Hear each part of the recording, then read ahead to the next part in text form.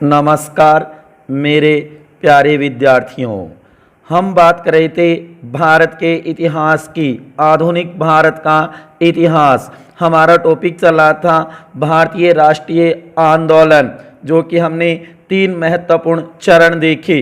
प्रथम चरण हमने देखा 1885 से 1905, उदारवादियों का युग कहलाया। दूसरा द्वितीय चरण हमने देखा 1905 से 1919, उग्रवादी या अतिवादियों का युग कहलाया। उसके बाद में हम बात कर रहे थे तृतीय चरण की, 1919 से 1947, गांधी युग के नाम से जाना जाता है। उसके अंदर हमने देखा गांधी जी का जीवन परिचय, उसके बाद में गांधी जी द्वारा चलाए गए विभिन्न आंदोलन, जो राष्ट्रीय आंदोलन चलाए गए थे, चाहे वो खिलाफत आंदोलन हो, असहयोग आंदोलन हो, उसके बाद में दांडी मार्च है, सविनय अवज्ञा आंदोलन है, उसके बाद में व्यक्तिगत सत्याग्रह आंदोलन और भारत छोड़ो आंदोलन। इनके बारे में हमने विस्तार से देखा अपने पिछले वीडियो के अंदर।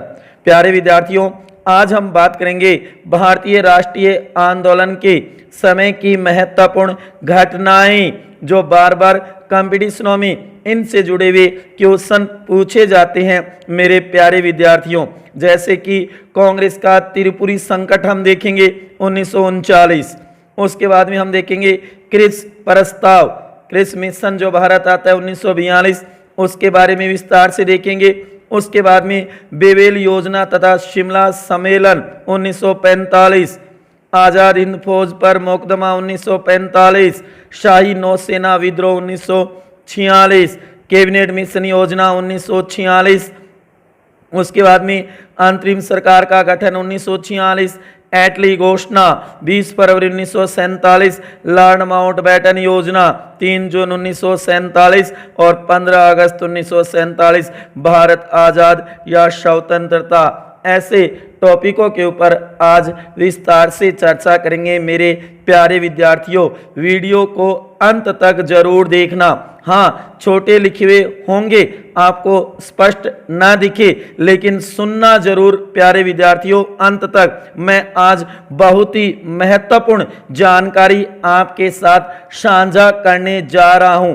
भारतीय राष्ट्रीय आंदोलन के समय की महत्वपूर्ण घटनाएं, ये कहो 1939 से 1947 के बीच राष्ट्रीय आंदोलन में कौन कौन सी प्रमुख घटनाएं घटित हुई थी, उसके बारे में आज हम विस्तार से देखेंगे मेरे प्यारे विद्यार्थियों। अगर आपको स्पष्ट नहीं दिख रहा है तो ऊपर 3 जो डॉट है उस पर क्लिक करके और अपने मोबाइल में वीडियो देखने की क्वालिटी है उसको बढ़ा लो तो आपको स्पष्ट दिखेगा। हो सकता है शुरू के 1 या 2 मिनट तक ना दिखे, उसके बाद में स्पष्ट दिखने लगेगा। और अगर नहीं भी दिखता है तो मेरे प्यारे विद्यार्थियों, आपसे निवेदन है कि मेरी आवाज को अच्छी प्रकार से अंत तक सुनते रहना। सारी बातें मैं बोलूंगा और उन्हें आप नोट कर लेना मेरे प्यारे विद्यार्थियों। भारतीय राष्ट्रीय आंदोलन के समय की महत्वपूर्ण घटनाएं, चलो तो देखते हैं महत्वपूर्ण घटनाएं कौन कौन सी घटित हुई। सबसे पहले बात करेंगे प्यारे विद्यार्थियों कांग्रेस का त्रिपुरी संकट 1939। गौर करना प्यारे विद्यार्थियों, 1938 में हरिपुरा, कहां पे? गुजरात में हरिपुरा कांग्रेस के वार्षिक अधिवेशन के लिए सुभाष चंद्र बोस को कांग्रेस का अध्यक्ष चुना गया, अध्यक्ष चुना गया था। यह कांग्रेस का 51वां अधिवेशन था हरिपुरा, कहां पे? गुजरात में। गौर करना प्यारे विद्यार्थियों, इस अधिवेशन में नेहरू की अध्यक्षता में एक राष्ट्रीय योजना समिति की स्थापना हुई थी। कहने का मतलब हरिपुरा में कांग्रेस अधिवेशन के समय सुभाष चंद्र बोस ने जवाहरलाल नेहरू की अध्यक्षता में एक राष्ट्रीय योजना समिति की स्थापना की थी, जिसके सदस्यों में बिड़ला, लाला श्रीराम, विश्वेश्वरैया शामिल थे। तो गौर करना बहुत ही महत्वपूर्ण है। राष्ट्रीय योजना समिति कब स्थापित हुई, कहाँ, तो गौर करना हरिपुरा कांग्रेस अधिवेशन 1938। प्रत्येक लाइन में प्यारे विद्यार्थियों बहुत ही महत्वपूर्ण टॉप मोस्ट क्वेश्चन बनता है, तो प्रत्येक लाइन को गौर से देखना और सुनना। जो बात मैं मौखिक बोल रहा हूं उसको भी अच्छी प्रकार से सुनना मेरे प्यारे विद्यार्थियों। हम बात करें भारतीय राष्ट्रीय आंदोलन के समय की महत्वपूर्ण घटनाएं। उसके बाद में 1939 के त्रिपुरी कांग्रेस के वार्षिक अधिवेशन में सुभाष चंद्र बोस दूसरी बार अध्यक्ष पद के उम्मीदवार बने। वे गांधी जी के पसंद के, जो गांधी जी की तरफ से या गांधी जी ने इनको खड़ा किया था उम्मीदवार के रूप में, गांधी जी के पसंद के उम्मीदवार पी सीतारमैया कहने के लो पटाभी सीतारमैया को परास्त कर दूसरी बार अध्यक्ष चुन लिए गए। जो 52वां अधिवेशन हुआ था कांग्रेस का, तो कहते कि सुभाष चंद्र बोस को 1580 वोट मिले और वो जीत गए, जबकि गांधी जी के पसंद के उम्मीदवार थे पटाभी सीतारमैया, उनको 1377 वोट ही मिले और वो हार गए और सुभाष चंद्र बोस वो दूसरी बार अध्यक्ष चुने गए। कहा जाता है कि इसके बाद गांधी जी ने इसे अपनी हार मान लिया या बताया, कहा कि पी सीतारमैया की हार नहीं मेरी हार है। ये बात किसने कही? महात्मा गांधी ने कही। तो उसके बाद में कहा जाता है कि अंतर्विरोध शुरू हो गया कांग्रेस के अंदर। उसके बाद में कहा जाता है कि अंततः सुभाष चंद्र बोस ने त्याग पत्र इस्तीफा दे दिया अध्यक्ष पद से और तथा डॉक्टर राजेंद्र प्रसाद को सुभाष चंद्र बोस की जगह नया कांग्रेस अध्यक्ष बनाया गया। इसे कहते हैं कांग्रेस का त्रिपुरी संकट 1939। प्यारे विद्यार्थियों, आया समझ में आज कि कांग्रेस का त्रिपुरी संकट। याद रखना ये त्रिपुरी कहां पे है? याद रखना मध्य प्रदेश जबलपुर। कहां पे है? मध्य प्रदेश राज्य में है, जबकि हरिपुरा है वो गुजरात में है। आ गया समझ में? क्लियर है ना कि त्रिपुरी कांग्रेस संकट का मतलब है कि सुभाष चंद्र बोस और गांधी जी के पसंद के उम्मीदवार पी सीतारमैया के बीच में अध्यक्ष पद को लेकर के चुनाव हुआ और जिसमें सुभाष चंद्र बोस विजयी हुए और पी सीतारमैया परास्त हो गए, हार गए। और कहा जाता है इससे गांधी जी नाराज हो गए, क्योंकि गांधी जी ने कहा कि इससे उसके स्वयं की हार हुई है। उन्होंने अपनी स्वयं की हार बताया, न कि पी सीतारमैया की। और उसके बाद में कहते हैं कि अंतर्विरोध शुरू हो गया कांग्रेस में, तो अंत में सुभाष चंद्र बोस ने इस्तीफा दे दिया और उनकी जगह डॉक्टर राजेंद्र प्रसाद वो नए अध्यक्ष बने। और सुभाष चंद्र बोस ने 3 मई 1939 को सुभाष चंद्र बोस ने फॉरवर्ड ब्लॉक की स्थापना की। कहां? कलकत्ता में। गौर करना प्यारे विद्यार्थियों, बहुत ही महत्वपूर्ण है। कह रहा हूं ना, प्रत्येक लाइन एक क्वेश्चन बनाती है। गौर करना प्यारे विद्यार्थियों इस पे। 3 मई 1939 को सुभाष चंद्र बोस ने कलकत्ता में फॉरवर्ड ब्लॉक की स्थापना की थी। वायसराय लॉर्ड लिनलिथगो ने 8 अगस्त 1940 को अगस्त प्रस्ताव प्रस्तुत किया। बहुत ही महत्वपूर्ण है। अगस्त प्रस्ताव कब पेश किया, किसने किया? तो उस समय भारत के वायसराय थे लॉर्ड लिनलिथगो, जो सबसे ज्यादा समय, लंबे समय तक रहने वाले वायसराय थे। 1936 से 1944 तक लगभग। इन्होंने 8 अगस्त 1940 को अगस्त प्रस्ताव प्रस्तुत किया। उसे ही अगस्त प्रस्ताव के नाम से जाना जाता है, जिसमें भारत को डोमिनियन स्टेट युद्ध के बाद एक प्रतिनिधिमूलक संविधान निर्मात्री सभा के गठन की बात, वायसराय की कार्यकारिणी में अति शीघ्र भारतीय सदस्यों की संख्या में वृद्धि और एक युद्ध सलाहकार परिषद का गठन करने की बात कही गई थी। किसमें?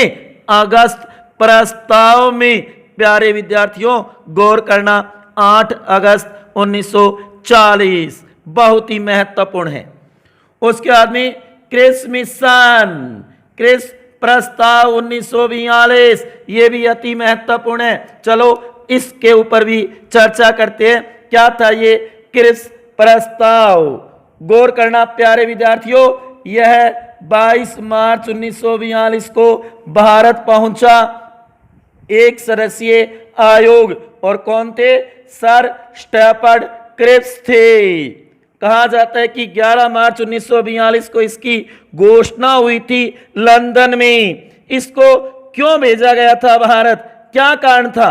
इसका कारण क्या था? क्या गांधी जी का दबाव था, या अम्बेडकर का दबाव था, या सुभाष चंद्र बोस का दबाव था? नहीं प्यारे विद्यार्थियों, किसी का दबाव नहीं था। इसमें दबाव डाला गया था अमेरिका, ऑस्ट्रेलिया, चीन, इनके राष्ट्रपतियों ने ब्रिटिश प्रधानमंत्री चर्चिल पर दबाव डाला कि वह भारतीयों का युद्ध में सहयोग प्राप्त करने के लिए बातचीत करे।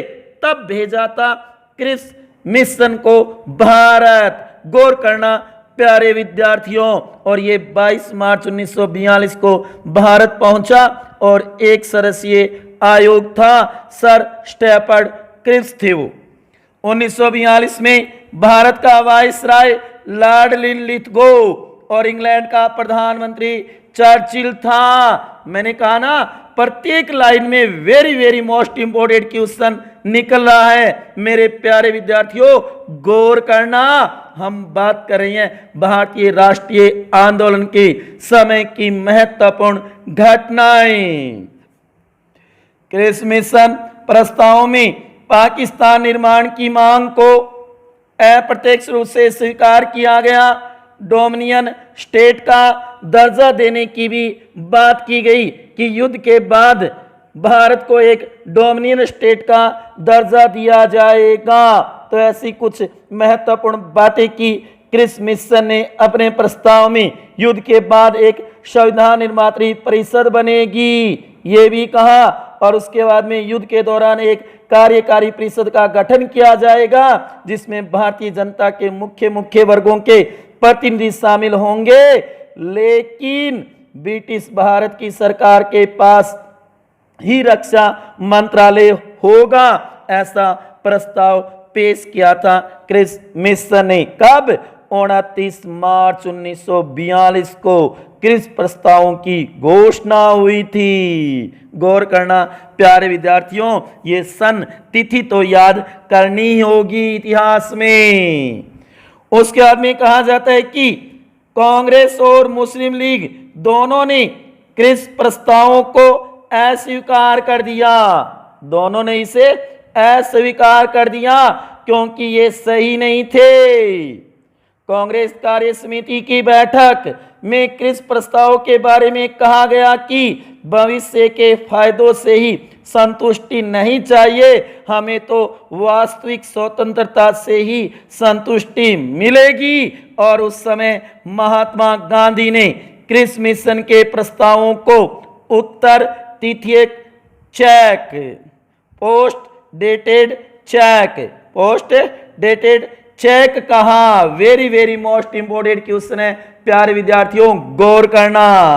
जबकि नेहरू ने इसमें जोड़ते हुए दिवालिया हो चुके बैंक या ऐसे बैंक के नाम जो टूट रहा है, इसमें शामिल कर दिया कि ये ऐसा चेक है जो दिवालिया बैंक का है, ऐसा बैंक जो नाम से टूट रहा है, बैंक के नाम से टूट रहा है। और कहा कि नेहरू ने, मेरे दोस्त, कौन? क्रिस मिशन उसका दोस्त, मेरे दोस्त क्रिस शैतान का वकील बनकर आए हैं। किसने कहा? पंडित जवाहरलाल नेहरू ने कही थी प्यारे दोस्तों, प्रिय विद्यार्थियों ये बात। तो गौर करना, क्रिस प्रस्ताव क्या था? 1942 कब भारत आता है, अपनी रिपोर्ट कब प्रस्तुत करता है, और कौन कौन सी महत्वपूर्ण बातें उसके अंदर प्रस्ताव में दी गई थी जो मैंने बताई है प्यारे विद्यार्थियों। गौर करना इस बात पे, बहुत ही महत्वपूर्ण है, बहुत ही महत्वपूर्ण है। उसके बाद में आगे हम बात करेंगे बेवेल योजना और शिमला सम्मेलन 1945, बहुत ही महत्वपूर्ण है प्यारे दोस्तों, गौर करना प्रिय विद्यार्थियों, अति महत्वपूर्ण है। आज एक एक टॉपिक, एक एक line very very most important है तैयारी की दृष्टि से। भारतीय राष्ट्रीय आंदोलन के समय की महत्वपूर्ण घटनाएं प्यारे विद्यार्थियों गौर करो। बेवेल योजना तथा शिमला सम्मेलन 1945, 14 जून 1945, ये डेट तो याद करनी ही होगी प्यारे विद्यार्थियों। 14 जून 1945 को viceroy Lord Wavell, Lord Lithgow के बाद कौन आ जाएंगे, लॉर्ड बेवेल ने बेवेल योजना प्रस्तुत की। बेवेल योजना प्रस्तुत की बहुत ही महत्वपूर्ण है प्यारे विद्यार्थियों, गौर करना। बेवेल प्रस्ताव पर विचार विमर्श हेतु शिमला में 25 जून 1945, 25 जून 1945 को शिमला सम्मेलन का आयोजन किया गया। इसमें 21 भारतीय राजनीतिक नेताओं ने हिस्सा लिया। कितने? 21 भारतीय राजनीतिक नेताओं ने हिस्सा लिया था। तो कहा जाता है कि 14 जून 1945 को बेवेल ने बेवेल योजना प्रस्तुत की, जिसकी प्रमुख बातें इस प्रकार थी। क्या? कि केंद्र में एक नई कार्यकारी परिषद का गठन हो, जिसमें वायसराय तथा कमांडर इन चीफ के अलावा शेष सदस्य भारतीय हो। और दूसरी बात कही, कार्यकारिणी परिषद एक अंतरिम व्यवस्था थी जिसे तब तक देश का शासन चलाया था जब तक कि एक नए स्थायी संविधान पर आम सहमति नहीं हो जाती है। तो ये बात की गई बेवेल योजना में। उसके बाद में कहा जाता है कि बेवेल प्रस्ताव पर विचार विमर्श हेतु शिमला में 25 जून 1945 को शिमला सम्मेलन का आयोजन किया गया। इसमें 21 भारतीय राजनीतिक नेताओं ने हिस्सा लिया था। शिमला सम्मेलन में कांग्रेस के प्रतिनिधि के रूप में मौलाना अब्दुल कलाम आजाद और मुस्लिम लीग की तरफ से मोहम्मद अली जिन्ना ने हिस्सा लिया था। प्यारे विद्यार्थियों गौर करना। और कहा जाता है कि दोनों के बीच में विरोध की स्थिति भी आ जाती है। क्यों? क्योंकि कहा जाता है कि इसमें भारत की कुल जनसंख्या में मुसलमान केवल 25% थे। इसके बावजूद भी लीग को संतुष्ट करने के लिए 14 में से 6 सदस्य मुसलमानों से चुने गए। फिर भी लीग ने इस योजना का विरोध किया और अंततः बेवेल ने इस योजना को निरस्त कर दिया। और तभी कहते हैं कि अब्दुल कलाम आजाद ने शिमला सम्मेलन की असफलता को, गौर करना प्यारे विद्यार्थियों, असफलता को मौलाना आजाद ने इसे भारत का जल विभाजक कहा। भारत का जल विभाजक कह करके पुकारा, संज्ञा दी थी प्यारे विद्यार्थियों, गौर करना। उसके बाद में आजाद हिंद फौज पर मुकदमा 1945। कहा जाता है कि 1945 में आजाद हिंद फौज में सिपाहियों द्वारा समर्पण के बाद सरकार ने उन पर निष्ठा की शपथ सरकार के प्रति तोड़ने के आरोप में लाल किले में मुकदमा चलाने का निर्णय लिया गया। और आजाद हिंद फौज के सिपाही सरदार गुरु बख्श, श्री प्रेम सहगल, शाहनवाज पर लाल किले में मुकदमा चलाया गया और संक्षिप्त मुकदमे के बाद इन्हें फांसी की सजा सुनाई गई। प्यारे विद्यार्थियों तीनों नाम याद रखना, सरदार गुरु बख्श, श्री प्रेम सहगल, शाहनवाज, इन तीनों पर मुकदमा चलाया गया था। मुकदमा चलाया गया और इन्हें फांसी सजा दी गई। फिर कहते हैं कि वायसराय द्वारा माफ की गई।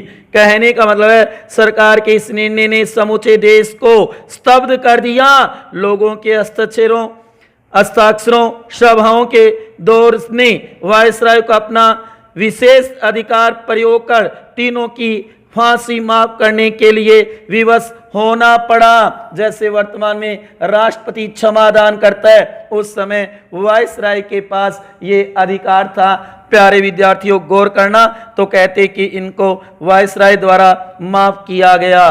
तो आजाद हिंद फौज पर मुकदमा 1945, गौर करना वो 3 सिपाही कौन थे, कहां पे मुकदमा चला था, लाल किले में। तो गौर करना बहुत ही महत्वपूर्ण है।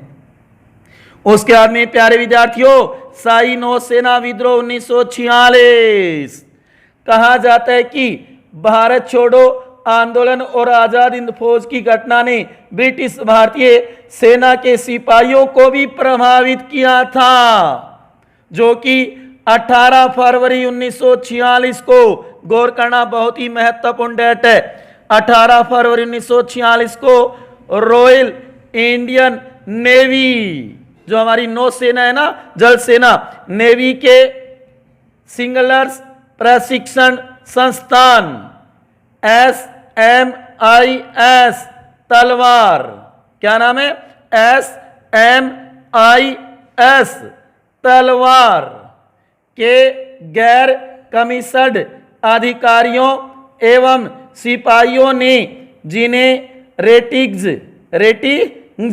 कहा जाता था, विद्रोह कर दिया था, जो कि 25 फरवरी 1946 को समाप्त होगा।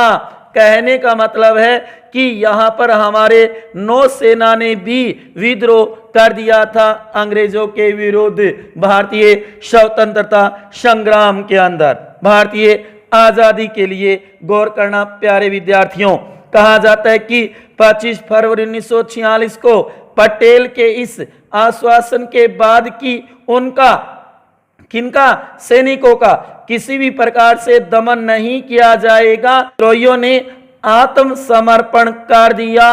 कब, 25 फरवरी 1946 को। गौर करो प्यारे विद्यार्थियों, शाही नौसेना विद्रोह कब हुआ, 1946 को हुआ। ईयर तो याद रखना ही है मेरे प्यारे विद्यार्थियों, कई बार कूट मिलाने में ये ईयर बहुत काम आते हैं एग्जाम में। उसके बाद में कैबिनेट मिशन योजना 1946, कहा जाता है कि 24 मार्च 1946 को कैबिनेट मिशन भारत आया, कहां, दिल्ली, जो कि कहा जाता है कि 19 फरवरी 1946 को उस समय भारत के जो सचिव थे, पैथिक लॉरेंस, उन्होंने इसके भारत आने की बात उठाई थी ब्रिटिश संसद में, ऐसा कहा जाता है। इसमें एटली मंत्रिमंडल, कहने का मतलब है कि द्वितीय विश्व युद्ध के बाद जनवरी 1946 ब्रिटेन की लेबर पार्टी सत्ता में आ जाती है और उसका जो नेता क्लेमेंट एटली ब्रिटिश प्रधानमंत्री बन जाता है, चर्चिल की जगह प्रधानमंत्री बन जाता है, और वह अपने कैबिनेट, अपने मंत्रिमंडल के 3 सदस्यों को भारत भेजता है, इसके मंत्रिमंडल के, तभी तो इसका नाम कैबिनेट मिशन रखा गया। प्यारे विद्यार्थियों, कौन कौन थे याद रखना, पैथिक लॉरेंस जो इसका अध्यक्ष था और उस समय भारत सचिव पद पे था, ये पद भी याद रखना मेरे प्यारे विद्यार्थियों। और दूसरा था स्टेपर्ड क्रेब्स, जो कि क्रिस मिशन आया था 1942, वही है ये स्टेपर्ड क्रेब्स। गौर करना प्यारे विद्यार्थियों, उस समय ये व्यापार बोर्ड का अध्यक्ष था, किस पद पे था, व्यापार खाद्य बोर्ड का अध्यक्ष। और तीसरा था एवी अलेक्जेंडर, जो नौसेना अध्यक्ष था, क्योंकि पीछे नौसेना विद्रोह हुआ था ना, तो इसलिए ये नौसेना अध्यक्ष भी आता है। ये 3 व्यक्ति आते हैं कैबिनेट मिशन योजना बनकर के 24 मार्च 1946। कहाँ आएंगे, दिल्ली, जबकि साइमन कमीशन कहाँ आता है प्यारे विद्यार्थियों, बंबई, कहाँ आता है, बंबई, जबकि ये कहाँ आएंगे, दिल्ली आएंगे। इसके बाद में इन्होंने, कहने लग, कैबिनेट मिशन योजना ने 16 मई 1946 को अपनी रिपोर्ट प्रस्तुत की, अपना प्रस्ताव या अपनी घोषणा रखी ब्रिटिश सरकार के सामने, जिसमें प्रमुख बातें, एक बात तो जरूर याद रखना, जो कि भारत को एक अखिल संघ बनाने की बात की, भारत एक प्रांत होगा जिसमें ब्रिटिश भारत के प्रांत और देसी राज्य दोनों शामिल होंगे। ब्रिटिश भारत के राज्य और देसी रियासतें थी वो दोनों शामिल होंगे। कहने का मतलब विदेशी मामले, वित्त मामले, प्रतिरक्षा और संचार साधन है वो केंद्र सरकार के अधीन होंगे। संघीय विषयों को छोड़कर शेष विषय असीट शक्तियां ये मानो कि प्रांतों में निहित होगी। प्यारे विद्यार्थियों, उस समय ये बात कौन कह रहा है? कैबिनेट मिशन योजना कह रही है अपनी रिपोर्ट में 16 मई 1946 और संविधान निर्मात्री सभा के गठन की बात भी कर रही है। कहने के लिए आपके संविधान के लिए एक संविधान निर्मात्री सभा भी बना दी जाएगी। तो ये बात किसने की? कैबिनेट मिशन योजना ने कही थी। प्यारे विद्यार्थियों, गौर करना बहुत ही महत्वपूर्ण है, बहुत ही महत्वपूर्ण है। 26 जून 1946 को मुस्लिम लीग कैबिनेट मिशन प्रस्ताव को स्वीकार करते हुए कहा कि सर्वसत्ता प्राप्त पाकिस्तान के लक्ष्य को प्राप्त करने के लिए संघर्ष जारी रहेगा। संघर्ष वो जारी रहेगा। ये बात किसने कही थी? गौर करना, मुस्लिम लीग, मोहम्मद अली जिन्ना ने ये बातें कही थी। तो कहने के लिए कैबिनेट मिशन योजना भारत कब आती है प्यारे विद्यार्थियों? 24 मार्च 1946 को। आपको केवल महत्वपूर्ण बातें, तथ्य याद रखने ऑब्जेक्टिव पेपर के लिए, जबकि इनके प्रस्ताव की जो बातें हैं वो मेंस जो होते हैं आरएस या आईएएस के जो मेन एग्जाम थ्योरिकल होते हैं वहां इनकी बातें जरूर पूछी जाती है।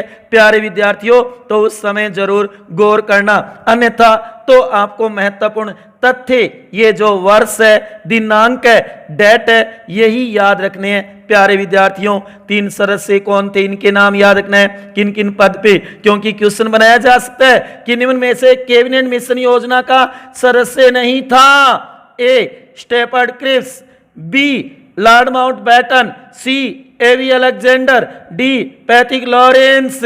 तो कौन नहीं था प्यारे विद्यार्थियों? सोचो। तो इसका सही उत्तर होगा बी, लॉर्ड माउंटबेटन नहीं था। गौर करना प्यारे विद्यार्थियों। उसके बाद में 16 अगस्त 1946 को मुस्लिम लीग ने सीधी कार्रवाई दिवस की शुरुआत कर दी। बहुत ही महत्वपूर्ण है सीधी कार्रवाई दिवस। कब? 16 अगस्त 1946। गौर करना प्यारे विद्यार्थियों, बहुत ही महत्वपूर्ण है। 16 अगस्त 1946 को मुस्लिम लीग ने सीधी कार्रवाई दिवस मनाया। लीग की इस कार्रवाई का उद्देश्य सांप्रदायिक दंगे फैलाना तथा आतंक का माहौल बनाकर यह सिद्ध करना कि हिंदू मुसलमान एक साथ नहीं रह सकते। ये थी सीधी कार्रवाई दिवस 16 अगस्त 1946। हम बात कर रहे हैं भारतीय राष्ट्रीय आंदोलन के समय की महत्वपूर्ण घटनाएं। उसके बाद में ध्यान रखना प्यारे विद्यार्थियों, अंतरिम सरकार का गठन 1946। 2 सितंबर 1946 को नेहरू सहित 12 सदस्यों ने शपथ ली और अंतरिम सरकार का गठन किया। कितने? 12। प्रमुख कौन? नेहरू। और याद रखना कार्यकारिणी परिषद के अध्यक्ष तो कौन बने? Viceroy Lord Wavell. तथा उपाध्यक्ष किसको बनाया? पंडित जवाहरलाल नेहरू को। नेहरू को अध्यक्ष मत कर देना प्यारे विद्यार्थियों, बहुत ही महत्वपूर्ण है अंतरिम सरकार, जो कि मैंने अलग से वीडियो बना रखा है। अंतरिम सरकार के जो सदस्य थे उनके ऊपर प्यारे विद्यार्थियों मेरे चैनल पे जाकर के प्लेलिस्ट में देख सकते हो। बहुत ही बढ़िया और अच्छा वीडियो है, एक बार आप उसे जरूर देखना, जो कि 2 सितंबर 1946। गौर करना, अध्यक्ष कौन होगा कार्यकारिणी का? वायसराय होगा। उपाध्यक्ष कौन होगा? पंडित जवाहरलाल नेहरू होगा। पटेल मत कर देना। हाँ, आजाद भारत का पहला मंत्रिमंडल बनेगा, उसके अंदर नेहरू प्रधानमंत्री होंगे, अध्यक्ष होंगे, और वल्लभ भाई पटेल उपाध्यक्ष होंगे। कहने का मतलब उप प्रधानमंत्री होंगे। प्यारे विद्यार्थियों गौर करना इस बात पे। उसके बाद में एटली घोषणा 20 फरवरी 1947। कहा जाता है कि ब्रिटेन में जो श्रमिक दल में जो प्रधानमंत्री एटली थे, उन्होंने हाउस ऑफ कॉमन, जो कि ब्रिटिश संसद का प्रथम या निम्न सदन, लोक सदन में 20 फरवरी 1947 को एक ऐतिहासिक घोषणा करते हुए कहा कि अंग्रेज जून 1948 के पहले ही उत्तरदायी लोगों को सत्ता हस्तांतरित करने के उपरांत भारत छोड़ देंगे, भारत को आजाद कर देंगे जून 1948 में। ये थी एटली की घोषणा, जो उस समय ब्रिटेन का प्रधानमंत्री था। प्यारे विद्यार्थियों, याद रखना बहुत ही महत्वपूर्ण है। उसके बाद में लॉर्ड माउंटबेटन योजना 3 जून 1947, लॉर्ड माउंटबेटन योजना, जो कि कहा जाता है 22 मार्च 1947 को भारत के 34वें और अंतिम ब्रिटिश गवर्नर जनरल या वाइसराय भारत आए थे।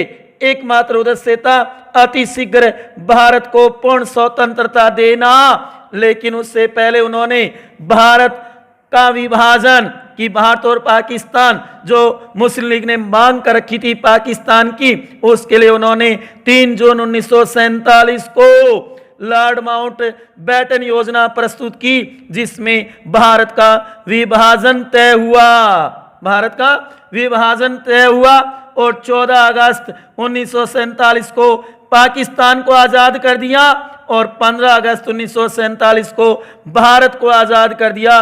स्वतंत्रता मिल गई भारत को। प्यारे विद्यार्थियों, इसलिए कहा जाता है माउंटबेटन ने 15 अगस्त 1947 को भारतीयों को सत्ता सौंपने का दिन निर्धारित किया था, जबकि एटली ने तो जून 1948 का दिन तय किया था। गौर करना। और आजादी के समय नेहरू ने कहा था नियति के साथ वादा, कहने का मतलब नियति भाग्य के साथ आज हमारा मिलन हुआ है, वादा हुआ है। और गौर करना प्यारे विद्यार्थियों, एक बहुत ही महत्वपूर्ण क्वेश्चन कि आजादी के समय जब भारत स्वतंत्र हुआ 15 अगस्त 1947 को, तो उस समय गांधी जी बंगाल कलकत्ता में नोआखली नामक स्थान पर सांप्रदायिक सद्भावना का प्रयास कर रहे थे। बहुत ही महत्वपूर्ण क्वेश्चन है कि 15 अगस्त 1947 के दिन